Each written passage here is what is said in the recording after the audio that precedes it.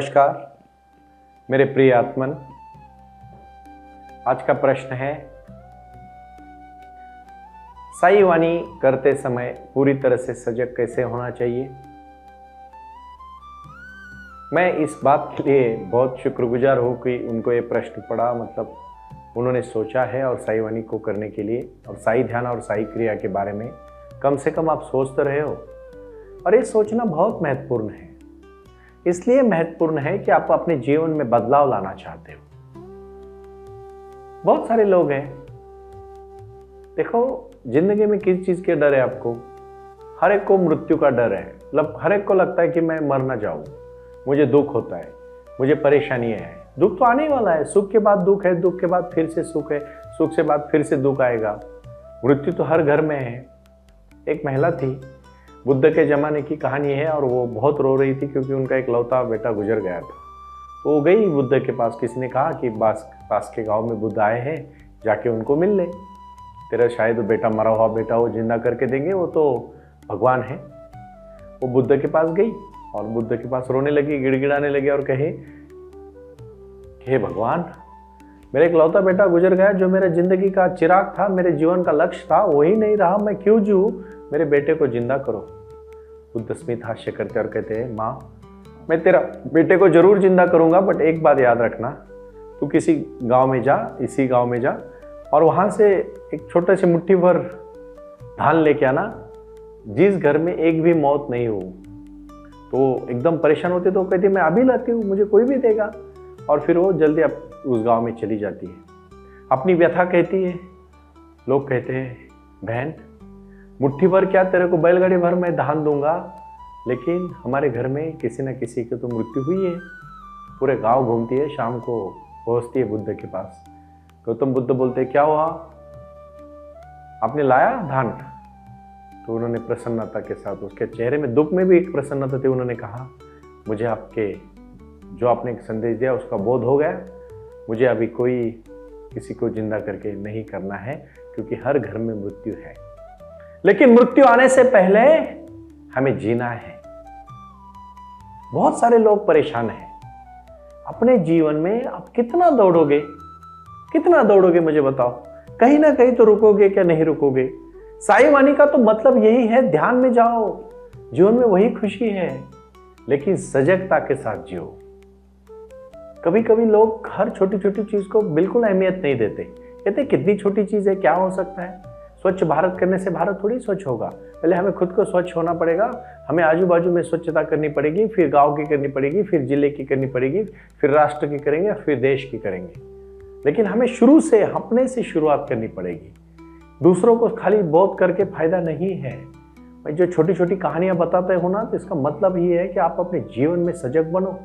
नरक और स्वर्ग के बारे में तो आपने जाना है, ये भी कहानी बहुत महत्वपूर्ण है। आप समझो, आपको स्वर्ग में जाना है। स्वर्ग नरक कहीं दूसरी जगह पे नहीं है, अपने पास ही है। जापान की कहानी है, वहां समुराई, जो वहां के योद्धा जो होते हैं उसको समुराई कहते हैं, और एक ह्युआन नाम का बहुत बड़ा समुराई था। ह्युआन तो गया एक फकीर के पास, और फकीर को कहा मैं सबसे ज्ञानी और महान समुराई हूं, मुझे स्वर्ग में जाने का रास्ता बताओ। तो फकीर ने उसकी तरफ देखा और कहा, कौन हो तुम? बोले मैं समुराई हूं, महान समुराई हूं। अरे तू तो फिक्र लगता है, भिखारी लगता है, तू कहां का समुराई? उसको तुरंत गुस्सा आया, उसने तलवार निकाली और उसको मारने लगा। तो उसने कहा रुक, देखिए नरक है, तू जो कर रहा है ना अभी, ये नरक है। गुस्सा नरक है, शॉर्ट टेम्पर्ड होना नरक है, गाली देना नरक है। किसी के साथ मैं भी, मेरे जीवन में कुछ गलतियां, मैं पहले जब बहुत जोर शोर से बात करता था, थोड़ी थोड़ी चीजों से मुझे भी गुस्सा आता था, लेकिन जब मैं साई वाणी करने लगा, बाबा ने एनलाइटमेंट में मेरे जीवन में बदलाव लाया, मैं खुद बदल गया। मेरा एक दोस्त मुझे पूछता है, बहुत दिन हो यार तेरे मुंह से गाली नहीं सुनी। दे नहीं सकता मैं अभी, क्यों? मैं सच के मेरे खुद के एक्सपीरियंस बोल रहा हूं, मैं दूसरों की पटी हुई बातें नहीं कह रहा हूं आपको। इतनी सच्चाई में आपके साथ बोलने का मुझे विश्वास है कि मैं अभी नहीं दे सकता गाली। क्यों? क्योंकि मैं खुद बदल चुका हूं। भाई और बहनों, जब वो समुराई को पता चला कि वो फकीर उसकी परीक्षा ले रहा था और बाद में उसने नमस्कार करके उसकी माफी मांगी, तो तुरंत फकीर ने कहा, ये देख, अभी ये तू जो कर रहा है ना, ये है स्वर्ग। मतलब नम्रता से, लीनता से, विश्वास से, प्यार से, समोपचार से अपने एक दूसरे का हाल पूछ के जीना मतलब है स्वर्ग। और गुस्सा करना, गाली देना, तलवार से मारना, यह है नरक। देखो ना कितनी सारी समस्या सिर्फ गुस्से से पैदा हुई है। अपने जीवन में कुछ करना चाहते हो भाई और बहनों, तो आपको बदलना पड़ेगा, बदलाव लाना पड़ेगा जीवन में। आपको बहुत सारी चीजें ऐसी है, आपको खुद को बदलनी पड़ेगी। और जब एक बार बदल गई तो आपको किसी चीज की फिर जरूरत नहीं है डरने की। यही तो बात है, यही तो जीवन है। क्यों मैं बार बार ये कह रहा हूं आपको कि अभी आपको क्या करना है, सजगता से रहना है। एक बार एक ऐसी तीसरी और महत्वपूर्ण कहानी है। सजगता क्या है, ध्यान क्या है, जीवन क्या है, साई की क्रिया क्या है, साईं बाबा ने क्या सिखाया अपने भक्तों को। साई चरित्र का महिमा शुरू करते समय मुझे कहना है आपको, जब आप शिरडी जाते हो ना, तो मुझे आप सबसे विनती है, एकदम एकदम मेरी आपसे मन से एक मनोकामना है, जो आप मन में चाहोगे वही बाबा करने वाले हैं।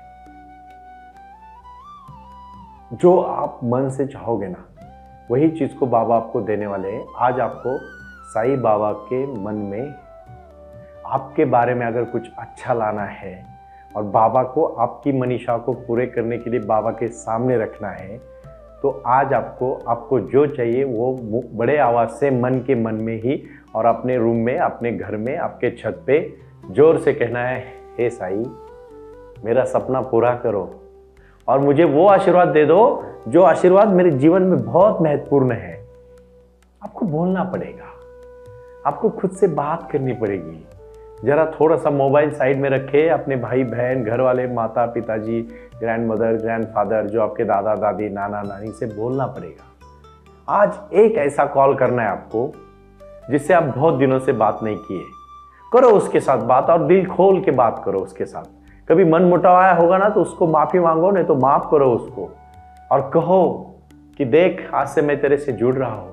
साईं का ये संदेश है नम्रता का। देखो, मन में बोझ रखोगे ना तो बोझ भर के ही मर जाओगे, मन खुला रखोगे ना तो हल्का होके ऊपर चले जाओगे। नदी जब बह रही थी और जब नदी रेत में चुभ गई तो नदी ने कहा कि मैं रेत में जाऊंगी तो मैं तो मेरा अस्तित्व ही खो दूंगी। लेकिन भगवान जब उसको कहता है कि तू डर मत, तू तेरा हवा में भाप बन जा, आगे जाके फिर से बारिश से मैं आऊंगी और फिर समंदर को मिल जाऊंगी। नदी कभी रुकती नहीं, समंदर तक ही पहुंचती है। आपकी आत्मा से परमात्मा की सोच में है और आत्मा और परमात्मा का मिलन है साईं का आशीर्वाद। शिरडी में जब पहले लोग आते थे ना, तो अलग अलग समस्या लेके आते थे, तो बाबा उनकी समस्या दूर कर देते थे। आज भी बाबा समस्या दूर करते हैं, अगर तहे दिल से आप बाबा के प्रति विश्वास रखोगे तो। और वो जो चीजें होने वाली है ना, उसको रोको मत, कोई नहीं रोक सकता उसको। मतलब एक बहुत बड़ा फकीर होता है जो अपने शिष्यों को ज्ञान देता है। एक शिष्य 5 साल फकीर के बाद सीखने के बाद वो आखिरी दिन के लिए आशीर्वाद लेने जाता है और तब बारिश होती है, तो अपना एक छाता और लेके जाता है। जैसे ही वो महल में पहुंचता है उनके यहाँ, तो बाहर छाता रखता है और उसके बाजू में जूते रख देता है। तो वो अंदर चला जाता है फकीर का आशीर्वाद लेके और बोलता है कि अभी मैं निकल रहा हूँ। तो फकीर उसको आशीर्वाद देने के बाद इतना ही कहते हैं कि बेटा तूने छाता कहाँ रखा है। तो ये सोच में पड़ता है कि फकीर ऐसे क्यों पूछ रहे हैं गुरुजी।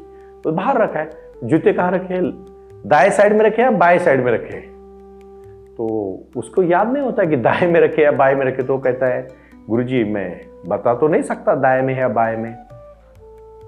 तो फिर उस फकीर उसको सलाह देता है कि और 5 साल के बाद फिर से आ, तुझे और 5 साल ध्यान करना है। और 5 साल, इतनी छोटी सी गलती के लिए। गलती छोटी बड़ी नहीं होती। साईं बाबा के इथिक्स और प्रिंसिपल्स को अगर मानोगे तो ही जीवन बदलेगा। बाबा उसी को प्रसाद देते। मुझे एक मेरा मित्र बोल रहा था कि क्या सही में साईं बाबा का आशीर्वाद मिलता है? जरूर मिलता है, श्रद्धा पूरी रखो। अरे जाना तो सबको है, लेकिन आशीर्वाद लेके जाओ। जीवन में वो कार्य करके दिखाओ जो कार्य आपकी राह देख रहा है। आपको क्यों विश्वास होना चाहिए? विश्वास होना चाहिए। जिस दिन मन में शंका आई कि बाबा है क्या नहीं, उस दिन सब खत्म हुआ। क्यों सोच रहे हो इन बातों को? है मतलब है, अंधश्रद्धा नहीं है, श्रद्धा है। हमारा जीवन है, हमारा जन्म है, हमारा मृत्यु है, हमारा कार्य है, हमारा एक लक्ष्य है और हमें पहुंचना है। सबका मालिक एक, उन्होंने गुरु मंत्र दिया है, परमात्मा ही सबकी शक्ति है और ये तो है, ईश्वर की देन है। और मैंने जो आपको बहुत पहले दिन से मैं कह रहा हूं, प्रारंभ करो और जारी रखो। अपने जीवन में जो भी कार्य आप हाथ में लो उसको जारी रखो, आखिरी तक पहुंच जाओगे। यही तो जीवन सफलता है। कुछ लोगों का जिंदगी और जीवन एक हो गया, और ये जो एक हुआ जिंदगी है वो अपना जीवन है। बहुत महत्वपूर्ण सब चीजें हैं, नहीं भूल सकते आप इन बातों को, और भूलना भी नहीं चाहिए। डरोगे तो कुछ नहीं होगा, और विश्वास नहीं रखोगे ना तो भी कुछ नहीं होगा। एक अंधा आदमी, एकदम अंधा आदमी, उसको सजा दी जाती है मृत्यु दंड की। उसने कुछ गलती की होगी, लेकिन राजा भी थोड़ा सा दयालु होता है। वो कहता है, देख तुझे जिस कारागार में रखा है उसको 100 दरवाजे हैं, तू दरवाजा खोलेगा बाहर निकलेगा। 99 दरवाजों के सामने जैसे खोलोगे बाहर आपको वॉल दिखेगी, कहीं ना कहीं दीवार है, लेकिन एक ऐसी जगह है जहां दीवार नहीं है, तू बाहर आके निकल सकता है। तो अंधा आदमी होता है तो उसको लगता है चलो इधर मरने से तो अच्छा है कि हर बार खोले। तो वो दरवाजा खोलता है, बाहर जाता है, अंधा होता है, धड़क जाता है, उसके सर पे लग जाता है, खून निकलता है। दूसरी बार होता है, तीसरी बार होता है, चौथी बार होता है, 5वीं बार होता है, 6वीं बार होता है, ऐसे 99 टाइम वो करता है। हर दरवाजा खोलता है, बाहर जाके धड़कता है। लेकिन क्या होता है सुनो, जब 99 टाइम जब वो करता है तो उसको एक बार परेशानी लगती है, यार अभी दरवाजा तो खोला है, मुझे पता है सामने जाके वॉल ही है, दीवार ही है, मैं तो धड़कने वाला हूँ, खूनी आने वाला है, तो ऐसा करते चलो इसको छोड़ के आगे में चले जाते। और उसी समय बाहर का दरवाजा खोला होता है, वहां दीवार नहीं होती है, लेकिन वो मन को निराशा में आता है और आगे जाता है फिर से 99 चक्कर लगाता है। यही तो हम कर रहे हैं। हम इतने, हमारे अंदर सब कुछ है, हम बाहर ढूंढ रहे। हर कोई ऐसा जीता है कि हम मरने वाले नहीं है। अरे तू राजा भी होगा ना तो भी मरेगा। एक राजा था, उसको सपना आता था सुबह 4-5 बजे कि वो मरने वाला है, तो वो डर जाता है, वो अपने वजीर के पास जाता है। वजीर को कहता है, यार देख मैं रात को सो नहीं पाता हूँ, सुबह सुबह तो मुझे हर दिन सपना आता है कि मुझे कोई ना कोई यहाँ के मारने वाला है। तो वजीर वो थोड़ा उसको सबक सिखाना चाहता है। तो वजीर कहता है, देख क्या आता है तेरे सपने में? बोलता है, मेरे सपने में ऐसा आता है कि यमराज यहाँ आ रहे, मेरे सामने खड़े और मुझे अभी लेके जाने वाले। तो वजीर कहते हैं, तो ऐसा कर अभी यहां से 100 किलोमीटर दूर जा, लेकिन 24 घंटे के पहले आपको पहुंचना है। वो 100 किलोमीटर 24 घंटा वो अपने अच्छे घोड़े को लेता है, घोड़े में बैठता है और सीधा निकलता है। मरने से अच्छा है, उसको लगता है कि वहां जाके ना मरूं। यमराज तो वहां भी जैसे ही 24 घंटे में वहां पहुंचता है, एक पेड़ के नीचे आराम से शांति से बैठने लगता है। दिन भर थका मांजा अपने घोड़े को दौड़ाते खुद दौड़ते वहां पहुंच जाता है, पेड़ के नीचे बैठता है। सुबह सुबह वही यमराज पहुंच जाते हैं शाम को, और कहते हैं, अच्छा हुआ मुझे वहां तक आने के लिए आपने तकलीफ नहीं दी, आप खुद ही आए, चलो मेरे साथ। अरे मरना तो है भाई, हर जगह पे मरना है, आप डरते क्यों हो? कितने सारे बच्चे कहते हमें इस बात का डर लगता है। किस बात का डर लगता है? कौन हो तुम क्या कोई ऐसे ताम्रपट लेके आए हो क्या कि तुम 500 साल जीने वाले हो? लेकिन डरो मत, सजगता के साथ जियो। उसको पता, मैं हर कहानी के बारे में आज आपको कहना चाहता हूं। मैं इसलिए कहना चाहता हूं कि मेरे मित्र ने मुझे कल उदयपुर से फोन किया। प्रेमाराम भारद्वाज नाम है उनका। प्रेमाराम ने मुझे पूछा, मुझे हर दिन डर लगता है। किस बात का डर लगता है प्रेमा? तू किस बात के लिए डर रहा है? अरे जिंदगी आज है, इसको जी ले खुल के, सजगता के साथ जी ले, हर चीज को तू ध्यान में ले ले। सजगता जिस दिन आएगी आपको कोई नहीं फंसा सकता। सजगता जिस दिन आएगी आपको कोई नहीं डरा सकता, और अपनी जीवन की शाश्वत तपति हो चलेगी। पता चलेगी ना, कोई उस औरत को बच्चा प्यारा था, लेकिन जब गौतम बुद्ध ने बोला ऐसे घर में जा जहां कोई मरा नहीं है, कोई भी नहीं उसको मिला, तो इसका मतलब हर घर में दुख है। दुख क्या सिर्फ अपने पास है क्या? आपको लगता है कि आपको सब कुछ होने के बाद भी आप बोलते हो मुझे भगवान ने कुछ नहीं दिया? इतना तो तुझे दिया, तुझसे गरीब लोग देख। हम क्या है ना, हमें मुझे एक बात अभी समझ में आई। कुछ दिन में जब जाता हूं, इतने हजारों लोगों को मिलता हूं, क्योंकि मैं आपको फिर से कहूंगा, मैं खाली भाषणबाजी करने के लिए यहां नहीं रुका हूं, बिल्कुल नहीं रुका हूं। मुझे बिल्कुल कोई सिर्फ इंटरटेनमेंट करने में मजा नहीं। अगर आपका जीवन नहीं बदलेगा मैं कुछ नहीं बोलूंगा। हर दिन मेरी कार्यशाला बहुत व्यस्त रहती है, हजारों करोड़ों लोग आके मुझे मिलते हैं, मुझसे सलाह मशवरा करते हैं और आगे जाके अपना कार्य करते हैं, अच्छा कार्य करके जीवन बदल लेते हैं। कितनी अच्छी बात हो रही है। इंटरटेनमेंट नहीं चल रहा है, ये ध्यान और ज्ञान है ना, ये आप सबके लिए है और बदलाव लाना चाहिए। साईं बाबा का आशीर्वाद है। 108 बुक जो मैंने लिखे, पद पद की खोज से लेके जीवन में आए हुए क्रांति तक, और योग का महत्व से लेके व्यायाम का महत्व तक, इस बात को बहुत अच्छी तरह से ले लो भाइयों। माफ करिएगा कभी अगर मैं आपको कुछ बात अगर कही चुभने लायक कही तो मुझे माफ़ कर देना, मेरा इतना हक नहीं है, लेकिन आपका एक भाई हूँ मैं। साईं का आशीर्वाद जो मुझे मिला मैं आप सबको देना चाहता हूँ। जीवन में क्रांति करो, क्रांति। और क्रांति ध्यान के बगैर नहीं होगी, क्रांति लक्ष्य के बगैर नहीं होगी, क्रांति जीवन का मकसद जब तक तय नहीं करोगे तब तक नहीं होगा। और कभी कोई समय नहीं जाता है, जिस दिन जागे उस दिन सवेरा। जो भी उम्र होने दो, रहने दो, उठो और जागो, और तब तक मत रुको जब तक जो तय किया ना मिले। देखो जिंदगी कितनी खुश है, इतनी अच्छी खुशहाली भरी जिंदगी है ना अगर लक्ष्य है तो। और सकारात्मक सोच, कितना भी कोई नेगेटिव बोले अपने में मत हिलना। आपका अंदर का दिया अगर बहुत तेज है ना तो आपको कोई बुझा नहीं सकता, इतना याद रखना।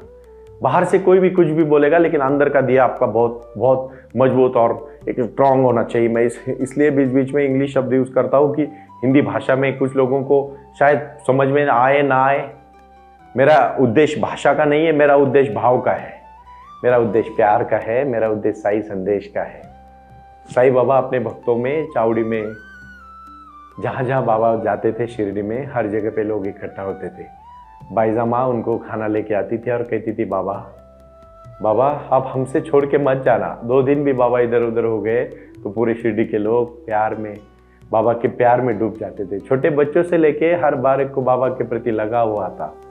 और बाबा जब बाईजा माँ खाना लेके आती थी तो बाबा वो खाना बहुत प्यार से खाते थे। जो भी बाबा को प्रसाद लाता था बाबा प्यार से खाते थे। और बाबा ने कभी अपनी शिरडी से किसी को भूखा जाना नहीं दिया। अब भी कभी किसी को अगर कोई भूखा है ना तो उसको खाना खिलाना मत भूलना, क्योंकि अन्नदान ही श्रेष्ठ दान है भाई और बहनों। जिसके पास नहीं होता ना उसको महत्व होता है। मैं आज करुणा के प्रति इतना ही कहना चाहता हूँ, सजगता से जियो, अपने जीवन में लक्ष्य रखो। अपने में ही स्वर्ग है, नरक और स्वर्ग अपने पास ही है, कहीं दूसरी जगह पे नहीं है। राग द्वेष काम क्रोध मद मत्सर लोभ अहंकार है नरक। सुंदरता प्रसन्नता प्यार भरी बातें विचार सजगता ध्यान, यह है स्वर्ग। अपने ही पास है, सब कुछ तो अपने पास है। कहाँ बाहर ढूंढ रहे हो और क्यों ढूंढ रहे हो बाहर? मत ढूंढो बाहर, सब कुछ अपने पास है, अपने ही तो पास है। मैं हर दिन 2-2 घंटा मेडिटेशन करता हूँ, इतनी शक्ति मिलती है मुझे। जो आपके साथ मैं वार्तालाप करता हूँ, उसके बाद मैं वकालत करता हूँ, मेरा पूरा दिन का काम करता हूँ। हर दिन मैं नए 500 लोगों को मिलता हूँ, उनके साथ संबोधित बातें करके मैं हर सैटरडे संडे को मेरे ट्रेनिंग्स लेता हूँ, प्रोग्राम रहते हैं, लोगों को संबोधित करता हूँ। मुझे कोई बाबा ने जो शक्ति दी है सिर्फ ध्यान की शक्ति दी है, मुझे अंतर्भूत शक्ति दी है और मैं आप सबको बांटना चाहता हूँ। ओम साई राम, प्रणाम।